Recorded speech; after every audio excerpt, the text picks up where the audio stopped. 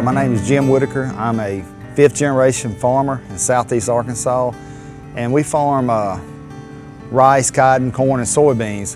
One of our biggest crop and my favorite crop, the one that I take a lot of pride in, is our rice. The way we farm our rice is a little different. The things that we hope to provide consumers is a clean, safe product that has traceability. Traceability means they can not only know that it was grown and we have the data to support it, they can see what we've done, how we've done it. It's a win-win for consumers if they purchase a product that is grown very sustainable. They know that they're helping the environment and they're helping support us as we support and help the environment.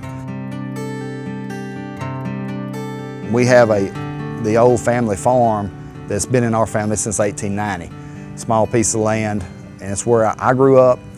I built a house on it. It's where my kids grew up. One of the things that my brother and I are very proud of is we have 7 father-son teams that work with us. We even have a grandfather, father, and the son that's in high school that works out here. Jim and I have been farming together for pretty close to 30 years. Started out pretty small and married a girl from outside the farming area, and we have 2 wonderful kids. Both have an interest in farming and enjoy what we do. They're both in college right now. You know, our operation is pretty diverse. We farm all the major row crops in the Delta. A lot of waterfowl, a lot of deer hunting habitat. We try to shepherd that and keep that viable. We're a steward of this land. It's our obligation to leave this land better than we found it, and that's kind of the philosophy that we adhere to. 20 years ago, no one talked about sustainability, so we were just doing it to be more efficient. We used the University of Arkansas to help us with irrigation practices and management practices.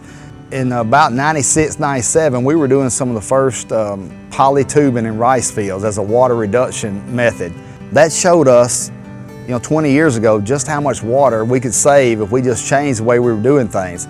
So zero grade typically uses about 40% of the water that contour levee rice farming does. About 50% of our water is surface water. That means we're picking up water and we're pulling that water onto the farm. And I want to see what the quality of that water was when it came onto the farm and when it left the farm.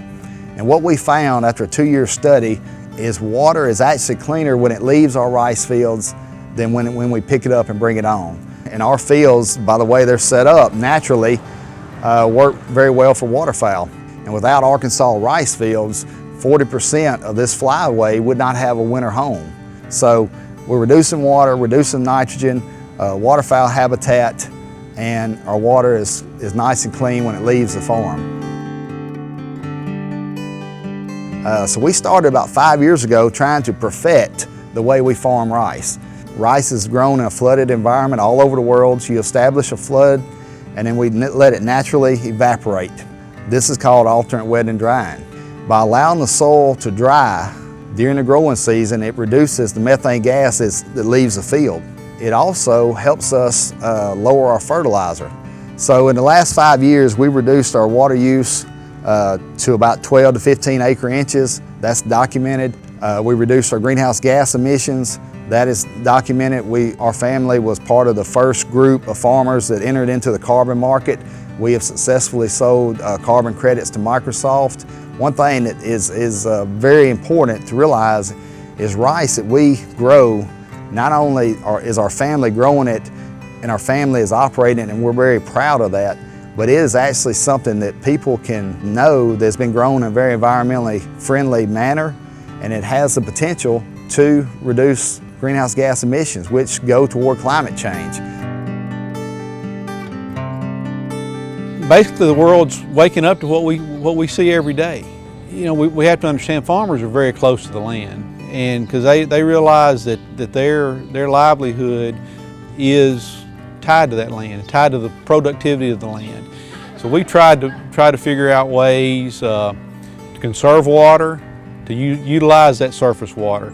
We put in a solar field to further harvest the sun's energy and help us on the electricity. I think we've got to use all methods of conservation I don't think my dad, he hadn't been gone that long, but I don't know that he would even recognize what we're doing today. I mean, it was just, you know, it has changed that much.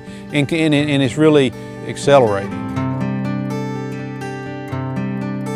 To be a sustainable farmer, it has to be a win-win for the environment. You take care of the environment, it's going to take care of you.